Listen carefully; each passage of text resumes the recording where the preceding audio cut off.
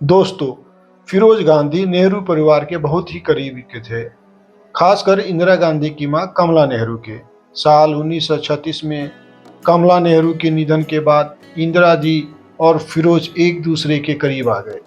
उन्होंने मार्च 1942 में हिंदू रीति रिवाजों के अनुसार विवाह किया।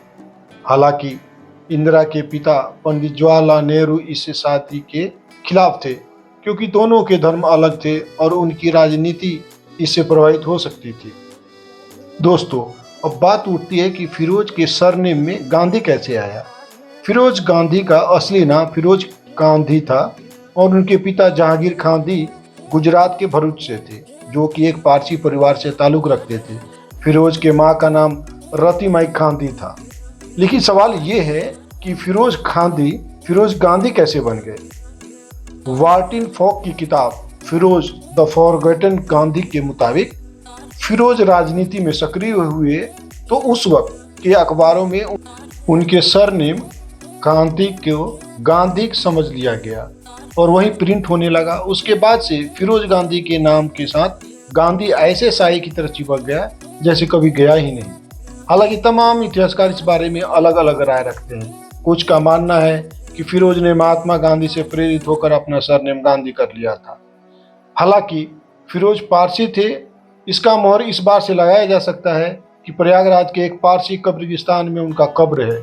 ये कब्र प्रयागराज के ममफोर्ट इलाके में है। फिर भी सोशल मीडिया में यह प्रोपेगेंडा फैलाया जाता है कि फिरोज मुस्लिम थे। स्वतंत्रता के बाद फिरोज गांधी और इंदिरा अपने दोनों छोटे बच्चों के साथ राजीव और संजय के साथ इलाहाबाद में बस गए। फिरोज अपने ससुर प्रधानमंत्री जवाहरलाल नेहरू के द्वारा स्थापित नेशनल हेराल्ड में मैनेजिंग डायरेक्टर बन गए। सन 1952 में फिरोज ने रायबरेली से स्वतंत्र भारत का पहला आम चुनाव जीता। फिर 1957 में वे फिर से रायबरेली से चुने गए। उन्होंने सरकार द्वारा नियंत्रित LIC बीमा कंपनी से जुड़े हरिदास मुंद्रा घोटाले को आक्रामक रूप से उठाया। यह जवाहरलाल की छवि के लिए एक बहुत बड़ी शर्मिंदगी थी। अपने ही सरकार के प्रति आलोचनात्मक रवैया की वजह से फिरोज अपने ससुर पंडित जवाहरलाल नेहरू के साथ संबंध बहुत मधुर नहीं रहे। इसका असर इंदिरा गांधी के साथ भी उनके रिलेशन पे पड़ा और एक ऐसा समय आया जब फिरोज और इंदिरा अलग अलग रहने लगे। इंदिरा और फिरोज के वैवाहिक जीवन में 3 मुद्दों ने नरक पैदा कर दिया था। पहला था, प्रथम महिला होने के नाते PM आवास में उनकी स्थिति उनके पति से ऊपर थी। दूसरा, जब उन्हें कांग्रेस अध्यक्ष नियुक्त किया गया तो उन पर ध्यान नहीं दिया गया और वो उन्हें अपमानित महसूस होने लगा। तीसरा, जब 1959 में केरल में जो कम्युनिस्ट पार्टी की सरकार थी उसको इंदिरा गांधी ने बर्खास्त कर दिया, जिसे फिरोज ने फांसीवादी और अलोकतांत्रिक कहा था। फिरोज गांधी जब अपने जीवन के आखिरी पड़ाव में थे तो काफी अकेले हो चुके थे। साल 1958 में उन्हें पहला हार्ट अटैक हुआ, फिर 1960 में दूसरा अटैक हुआ और 48 साल की उम्र में फिरोज ने दिल्ली के वेलिंगटन अस्पताल, जो आज राम मनोहर लोहिया हॉस्पिटल कहा जाता है, वहां से उन्होंने दुनिया को अलविदा कह दिया। 16 साल के बेटे राजीव गांधी ने निगम बोध घाट पर उनके शव को मुखाग्नि दी थी। फिरोज गांधी के अस्थि कलश को इलाहाबाद ले जाया गया था। उसका एक भाग संगम में प्रवाहित कर दिया गया और बचे हुए अवशेष को इलाहाबाद के पारसी कब्रगाह में दफना दिया गया। लेकिन बात उठती है कि आखिर क्यों गुमनाम हो गए गांधी परिवार के फिरोज गांधी।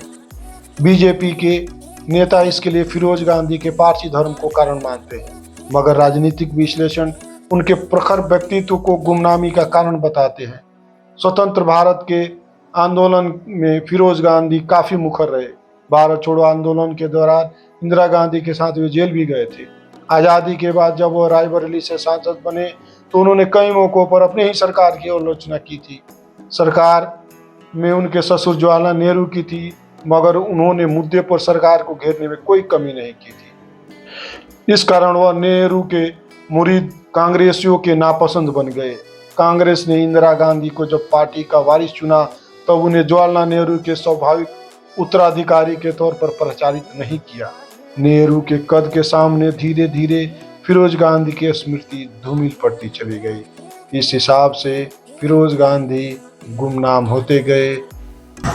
दोस्तों ये एपिसोड आपको कैसा लगा प्लीज़ कमेंट्स कीजिए, लाइक कीजिए और इस चैनल को सब्सक्राइब कीजिए। धन्यवाद, थैंक यू।